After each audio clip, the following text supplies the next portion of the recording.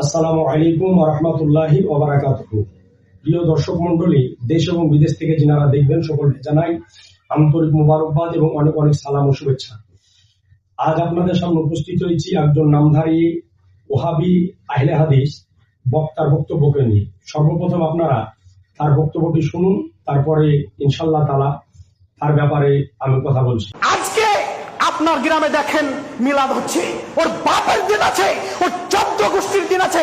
কিয়ামত পর্যন্ত চ্যালেঞ্জ করলাম, কিয়ামত পর্যন্ত চ্যালেঞ্জ করলাম, ওর 14 গোষ্ঠীর যদি দিন থাকে, ওর বাপের যদি দিন থাকে, প্রমাণ করুক যে মিলাদ কিয়াম জায়েজ। যেই দিন প্রমাণ হয়ে যাবে মিলাদ কিয়াম জায়েজ, সেই দিন থেকে জাতির সামনে বক্তব্য দিব না। তো আপনারা সকলেই শুনলেন যে এই বক্তা, এর বাড়ি হচ্ছে মুর্শিদাবাদ, এর নাম হচ্ছে ইসরাফিল সালাফি, এর বাড়ি আমাদের মুর্শিদাবাদ, আমাদের পার্শ্ববর্তী এলাকা।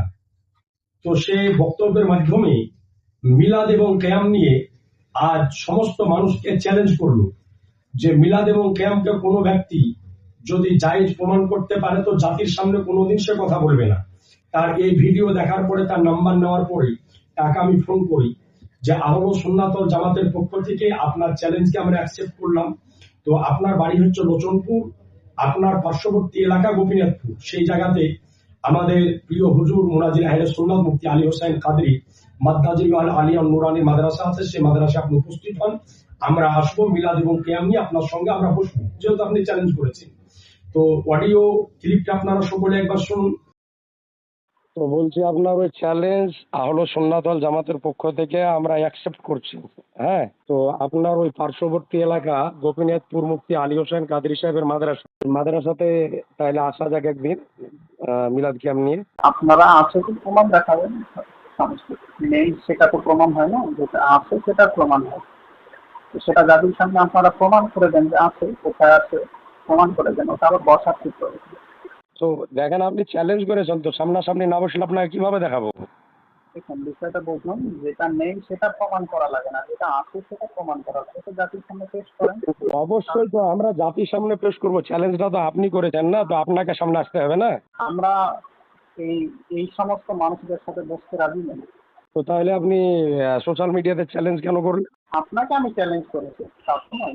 আপনি সকলকে চ্যালেঞ্জ করেছেন, তো আপনি কাউকে নাম উল্লেখ করেননি না? আপনি বলেছেন যে যারা মিলাদ কিয়াম করছে তাদের সকলকে আমার চ্যালেঞ্জ থাকলো, কোনো বাকের ব্যথা থাকলে সামনে বসে প্রমাণ করুন। কথা বলতে না দেন তাহলে ফোনটা কেটে দিতে আমি বাধ্য হব। আচ্ছা বলুন, আচ্ছা বলুন আপনারটাকে শুনে নিন। এটা আছে কোরআন এবং সেই সুন্নাহয়, যদি থাকে তা আপনারা জাতির সামনে প্রমাণ করে দেন, দিয়ে আপনারা বলুন যে না, ইসরাফিল সালাফি ভুল বলেছে, এই দেখেন আছে, কোথায় আছে, কত নাম্বার হাত। যে তার সাথে যে আমার কথোপকথন হয়েছে, তো সে বসতে হচ্ছে নারাজ, সে বসতে চায় না। তার একটাই কথা, আপনারা জাতির সামনে দেখিয়ে দেন। ইসরাফিল সালাফি সাহেব, আপনাকে বলবো যে আপনি যদি চ্যালেঞ্জের মুখোমুখি করতে নাই পারেন তো চ্যালেঞ্জ আপনি করলেন কেন? আপনাকে কে চ্যালেঞ্জ করার যুক্তি দিয়েছিল? কেন আপনি চ্যালেঞ্জ করলেন? যে বিষয়ে আপনার জ্ঞান নাই, যে বিষয়ে আপনি বুঝেন না, ওই বিষয়ে কথা বলবেন না। যে মিলাদ এবং কিয়াম আগেও জায়েজ ছিল, এখনো জায়েজ আছে, কিয়ামত পর্যন্ত জায়েজ থাকবে। আপনি তো দূরের কথা, আপনার সমস্ত ওহাবী লামুজাবিদেরকে ওপেন চ্যালেঞ্জ থাকলো মিলাদ এবং কিয়াম নিয়ে। যে কোনো মুহূর্তে যদি আমাদের সামনে বসতে চাহে, তাহলে সুন্নাত ওয়াল জামাতের উলামায়ে কেরাম আপনাদের সামনে বসে সেটা জায়েজ প্রমাণ করার জন্য প্রস্তুত আছে। আর আপনি চ্যালেঞ্জ করে দিলেন, কিন্তু চ্যালেঞ্জের আপনার যখন অ্যাকসেপ্ট করা হলো, তো আপনি চ্যালেঞ্জার মুখোমুখি করতে আপনি প্রস্তুত নন। এইভাবে মানুষকে ধোকা দিয়ে বোকা বানিয়ে কতদিন আর গুমরা বানাবেন? আর কতদিন এইভাবে মানুষকে ধোকা দিয়ে খাবেন? আপনার মধ্যে, আপনার কথাবার্তা শুনলেই তো বোঝা যায় যে আপনার মধ্যে কোরআন এবং হাদিসের ন্যূনতম মাত্র কোনো প্রকারের জ্ঞান নেই। মসজিদে দাঁড়িয়ে হাতে এখন লাঠি নিয়ে গলা ফাটিয়ে কারো কথা কপি করে মানুষের সামনে কথা বলা অতি সহজ। তো সুতরাং এইরকম কথা বলা থেকে নিজেকে বিরত রাখবেন। আর না হলে আপনি যে চ্যালেঞ্জ করেছেন অতি সত্য, আপনার চ্যালেঞ্জ আমরা অ্যাকসেপ্ট করলাম। আপনি বলেন যে আপনি কোন জায়গাতে বসবেন। যদি বলেন যে আপনার লোচনপুরে বসবেন, তো আপনার লোচনপুরে যাওয়ার জন্য আমরা প্রস্তুত আছি। আপনি কোন দিন কোন সময় বসবেন আপনি বলেন। লোচনপুর যদি যাই, তো আমাদের সমস্ত দায় দায়িত্ব আপনাকে নিতে হবে।